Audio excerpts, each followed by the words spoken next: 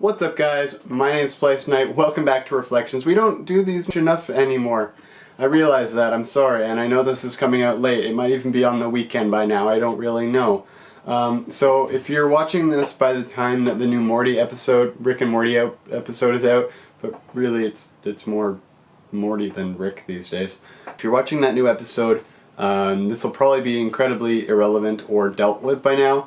But we had Morty's mind benders on the weekend, last weekend. So we had Morty's mind benders just come out, and what was our kind of general take on it? Well, there are a couple of interesting things that I really wanted to point out. And the first is that it seems like this is something obviously that seems to have happened all the time. We're introduced to that idea, and then we realize that a lot of the memories that would scar a normal person are being taken out from Morty. So even though we're seeing a very linear sort of degradation of him as a person, and as his psychological health seems to be dwindling to more of a sociopathic or even psychopathic individual, we get this feeling that it's very much being delayed as much as possible by Rick at this point. Now, obviously this is being used as a surrogate for the interdimensional cable episode that is normally in every season. We've seen it in season 1 and season 2. Now, obviously this isn't the same thing, but I think it's definitely kind of indicating a shift in tone of the show. Just like the rest of season 3, we've seen things get really, really dark, and not just because, you know, Rick and Morty murders a ton of people all the time. They've done that since season 1, and it has really stayed relatively consistent, but the weight behind a lot of the actions has changed, and the emotional weight has really increased. There's a lot more feeling of importance to a lot of the deaths, to the actions that have started happening, and a lot more of an emotional arc for the characters. For example, we had Evil Morty, the episode previously before the Mindbenders episode, and we see that this is essentially what happens when a Morty gets smart and confident. We had other instances where Mortys who get smart, confident, and power end up taking some pretty dark paths, whether it was the cop Morty that ended up killing a bunch of other Mortys, or it was Evil Morty, of course, taking over the government. Now, this is kind of indicative of kind of what Morty has been leaning towards as a character, separate from all these separate iterations. Kind of this whole time, he's gone and had incidents where he's manipulated Rick in this season. He's also had episodes where he is taking charge of the situation over Rick, who's basically helpless, and trying to almost be the emotional character of the episode, which is a real flip from their usual dynamic. Obviously that was in the episode parodizing Guardians of the Galaxy. So it's really interesting to see what they're doing with this season. They're really doing a flip to the script, and being a little more daring with some of the stuff that they're doing.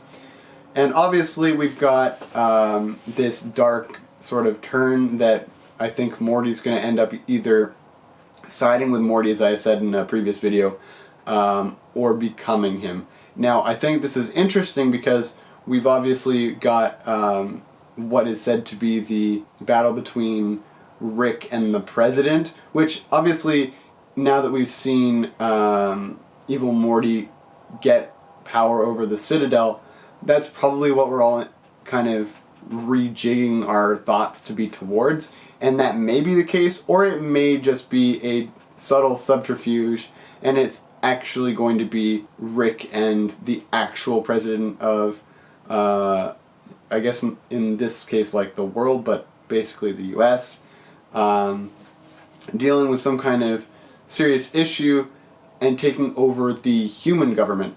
To be fair, he's taken over or destroyed different governments in the past, whether it be the Council of Ricks, he ended up destroying that, as well as the intergalactic government, he destroyed that. Whether or not he ends up having to destroy the Council of Ricks Citadel, again, now that it's being headed by his old Morty, as we seem to have indicated over the last 3 seasons, that's kind of where Evil Morty's at.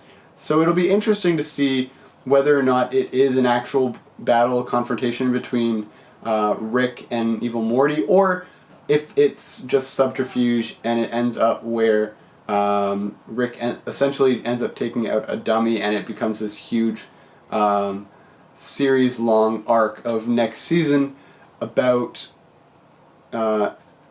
Evil Morty and the Rickest Rick kind of going head-to-head at odds. So it'll be interesting to see what happens, whether or not they keep developing it, or if they really start to put Evil Morty really in the forefront coming to the end of this season, and of course next season, as is the expected turnout. Now that said, there's a lot of interesting stuff that's also been going down.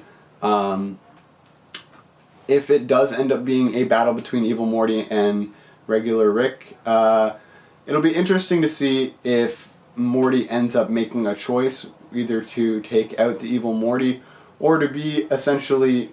I feel like it'll almost play out like Darth Vader and his son Luke. If you guys remember, The Empire Strikes Back, and then succeeding we have The Return of the Jedi, where there's almost like this dynamic between Morty and Evil Morty, kind of like Darth Vader and Luke, in that there's someone who decided to go essentially as Rick and as confident as possible and essentially take over the multiverse. And that's kind of our Darth Vader sort of illusion in Evil Morty or Darth Morty.